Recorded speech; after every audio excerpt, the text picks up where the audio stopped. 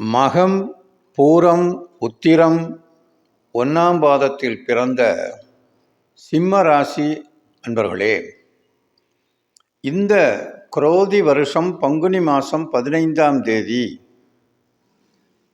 ஆங்கில கணக்குப்படி 29/3/2025 அன்று சனிக்கிழமையும் அமாவாசையும் சேர்ந்த அந்த நாளில் அன்று இரவு 9:44 மணிக்கு குருஹோரை வேளையில் கடந்த 2½ ஆண்டுகளாக கும்பராசியில் சஞ்சாரம் செய்த கண்டகச்சனி அன்று முதல் சிம்ம ராசிக்கு 8ஆம் இடமான மீன ராசியில் அடுத்த 2½ ஆண்டுகளுக்கு அஷ்டமச்சனியாக சஞ்சாரம் செய்ய இருக்கிறது. ராஜயோகத்தை கொண்ட இந்த ராசிக்காரர்கள் தைரியமும் வலிமையான வாக்குறுதியும் வாக்குத்திறனும் மிகுந்த பக்தியுடனும் ஆச்சார அனுஷ்டானங்களிலும் சிறந்து விளங்குபவர்களாகவும், இவர்களில் சிலர் நல்ல கல்வியில் தேர்ச்சியும் சிலர் ஆராய்ச்சி செய்யும் மனப்பக்குவமும் உடையவர்களாகவும், நல்ல அந்தஸ்துடன் பிரபலமான ராஜயோகமும் இவர்களில் சிலருக்கு ஏற்பட வாய்ப்புண்டு. இவர்களில் சிலருக்கு என்ன நோய் வந்தாலும் உடனே குணமாகும் யோகமும் உண்டு. பொதுவாக செய்யும் தொழிலில் கவனத்துடனும் எச்சரிக்கையுடனும் பொறுப்புடனும் செயல்படுவார்கள். அதே நேரம் தன்னுடைய அந்தஸ்துக்கு குறைவாக இருப்பவர்களிடம் அலட்சியமாகவும் அதிகாரத்துடனும் மனதில் கர்வத்துடனும் நடந்து கொள்பவர்களும் இவர்களில் சிலர் உண்டு. அடிக்கடி அதீத கோபமும் படபடப்புடன் செயல்படும் குணமும் உண்டு. இந்த ராசியில் பிறந்தவர்களுக்கு ஜாதகம் பூரண ஆயுள் ஜாதகமாக அமைந்தால் 80 வயதிற்கு குறைவில்லாமல் சுக சௌகரியங்களுடன் வாழும் தகுதி படைத்தவர்களாக இருப்பார்கள். மேலும் ராசி அதிபதி சூரியன் இந்த கோச்சாரத்தில் 8ஆம் இடத்தில் மறைவதால் சிலருக்கு உஷ்ண சம்பந்தமான நோய்கள் ஏற்பட வாய்ப்புள்ளது. கவனம் தேவை. சிலருக்கோ வம்பு வழக்குகள் ஏற்படலாம். அதிகம் கவனமாக இருக்க வேண்டும். விஷ பயம், அதாவது விஷ ஜந்துக்களால் ஏதேனும் தீங்கு விளையவும் வாய்ப்புள்ளது. கவனம் தேவை. வெறி நாய்களிடம் கவனத்துடனும் எச்சரிக்கையுடனும் இருக்க வேண்டும். திருட்டு பயம், பகைவர்களால் பயம் ஆகியவையும் இருக்கலாம். அதிலும் கவனம் தேவை. சிலருக்கு பொருள் வரவு, தன லாபம் ஆகியவை பூமி வகையால் ஏற்பட வாய்ப்புள்ளது. எடுத்த காரியங்களில் வெற்றி, வெகுகாலமாக குழந்தை இல்லாதவர்களுக்கு குழந்தை பேறு, மேலும் மன மகிழ்ச்சியான சம்பவங்களும் இதுபோல நடக்கலாம்.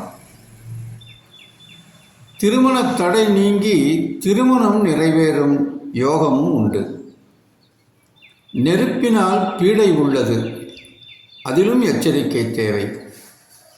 ரியல் எஸ்டேட், வீடு கட்டுமானம் இது போன்ற தொழில்களில் ஈடுபடுபவருக்கு நல்ல லாபம் தரும் காலமாகும். மனைவி மக்களால் சுகமும் மகிழ்ச்சியும் ஏற்படும். எதிரிகள் அதிகரிக்கவும் மற்றவர்களுக்கு கட்டுப்பட்டும் இருக்கக்கூடிய நிலை ஏற்படலாம்.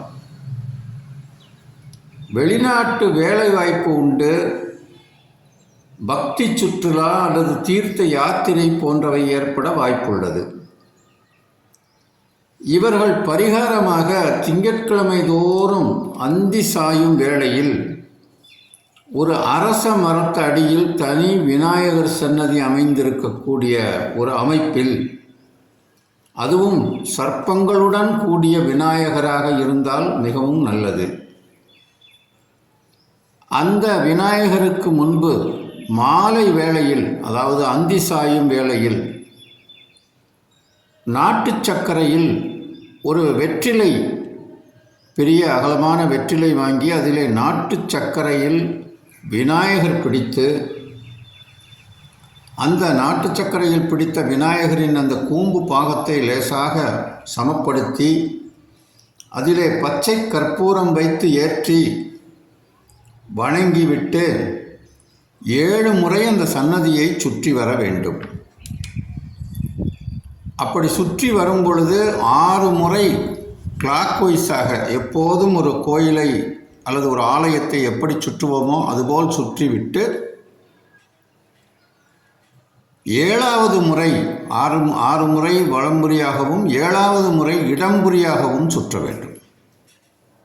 அப்படி சுற்றும் பொழுது ஓம் கணபதையே நமக என்ற விநாயகரின் மூல மந்திரத்தை உச்சரித்தபடி சுற்ற வேண்டும். இவ்வாறு சுற்றி வந்து அர்ச்சனை செய்து அந்த அர்ச்சனை பொருட்களை, அதாவது தேங்காய் படம் போன்றவற்றை அங்கேயே வைத்துவிட்டோ அல்லது அந்த அர்ச்சகருக்கோ அல்லது அங்கு வரும் யாரேனும் ஒருவருக்கு அதை தானமாக தந்துவிட்டு எதையுமே அந்த பொருட்களை எடுக்கக்கூடாது. விபூதி, புஷ்பம், குங்குமம், மஞ்சள் பொடி இது போன்ற விஷயங்களை மட்டும் பிரசாதமாக பெற்றுக்கொள்ளலாம். இவ்வாறு செய்து வர இப்பொழுது நான் இதற்கு முன்பு கூறிய தீய பலன்கள் மாறி இந்த பரிகாரத்தை தொடர்ந்து அஷ்டமச்சனி முடியும் காலம் வரை செய்ய வேண்டும். இது மிகவும் முக்கியம்.